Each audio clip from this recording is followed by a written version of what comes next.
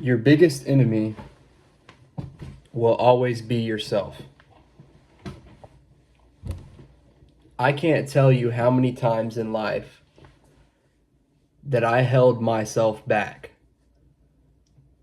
because I did not have a good attitude.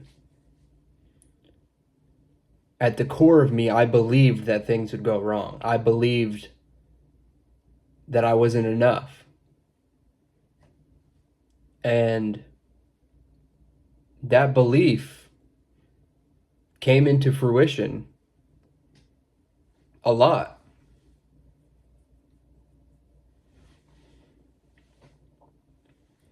And now that I'm older, I've realized how much I held myself back. Now, it wasn't on purpose. I didn't know any better. But I'm now coming to the realization that almost every problem we face as people in daily lives, it's almost always self-imposed.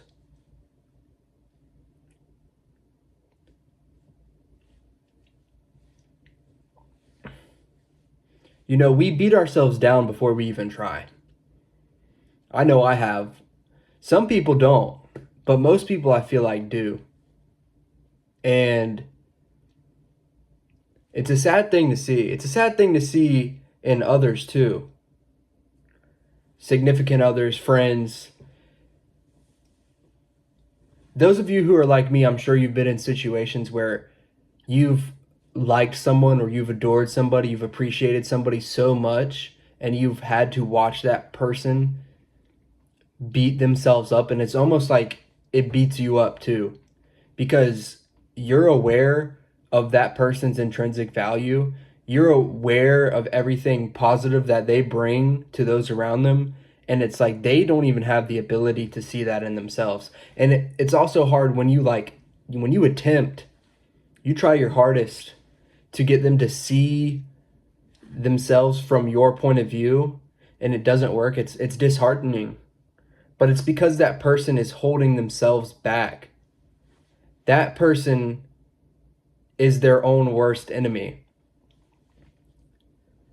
And no progress can be made when you're at war with yourself. Everybody has problems. Everybody has shortcomings. Everybody has things that they don't like about themselves. But what happens if you fall in love with those aspects of yourself? What happens if you accept those aspects of yourself? What happens if you believe that you can change? Well, you do. You change. And this is something that's happened to me recently, and it gives me goosebumps thinking about it, is we have the power over ourselves. We like to believe that we're creatures of habit, and the aspects of our environment shape who we are. And that may be partly true, but I feel like the real soul shaping comes from within you. When you gain ultimate understanding of yourself, you can literally change who you are. You just have to believe in yourself. I cut out all bad habits, every single bad habit of mine. And it's basically like lifted this veil off my head, out of my eyes, to where I can truly see who I am in the center. You know, we like to associate our behaviors with our bad habits, our shortcomings. But what if I told you that these are behaviors that are kind of pushed onto us? We're subjected to these behaviors by outside factors, and we don't even realize it. We're not even aware of the influence that things have on our behavior. We do a lot of things because we see it happen, especially as we're growing older. I mean, if anybody has dealt with kids, you see how quickly they copy behaviors. It's innate. That's just what they do. So what if most of our bad habits weren't really ours from the source, but from others that we were subjected to as children, that we didn't have the consciousness at the time to realize that that wasn't us. You know, we do all these bad things, we sin, and usually we hold ourselves accountable for it. And it is, you know, it is your actions, but we're too hard on ourselves. Everybody knows man was created with sin.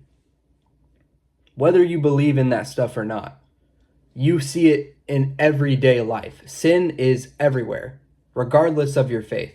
There is sin everywhere, and it's in our nature to sin. It takes a lot of work to remove yourself from that sin. And I believe most sin is imposed on us from children.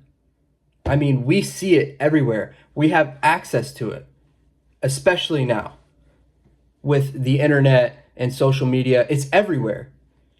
And it's almost impossible,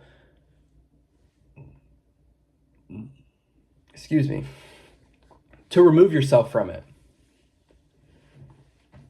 But I have, for a good month now, removed all forms of sin and bad habits from my life. Fortunately, I've had the opportunity to take time away from work and really discover my true self, really put in self-work. And it has opened my eyes to endless possibilities. I mean, endless. I was always a smart kid, always a hardworking kid, but I never had the motivation to execute that. I was always distracted. I was always doing sinful activities and thinking like I was gaining things from it, thinking I was getting better friends, or I was making money, or I was feeling good. But there comes a point where you realize that all these things you're doing are holding yourself back, your true self. So now that I've cut out sin, I have completely changed. Completely. And I urge others to do the same. Not for any reason, just do it to find out. Because life has gotten so much better for me since I have removed all sin. And it only goes up from here. I was so miserable before. I mean, depressed, miserable. I had no hope for the future. I had things. I had things that I should have been appreciating, and I wasn't. I just wasn't. I can't even think of a reason why I wasn't, other than I was just constantly beating myself up about,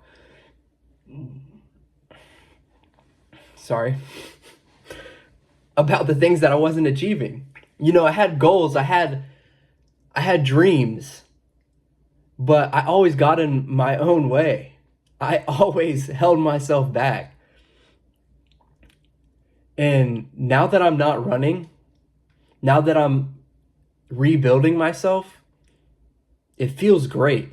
It feels so amazing. It feels like I have control of my life again. And it feels like I can achieve anything I put my mind to.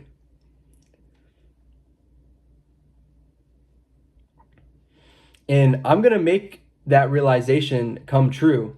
And I'm going to prove to myself and to others, not that I need to, but I want to, so other people have the chance to discover themselves too.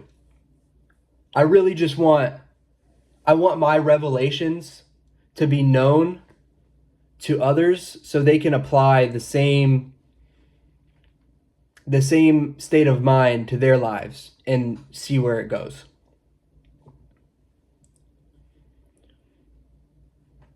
Thank you.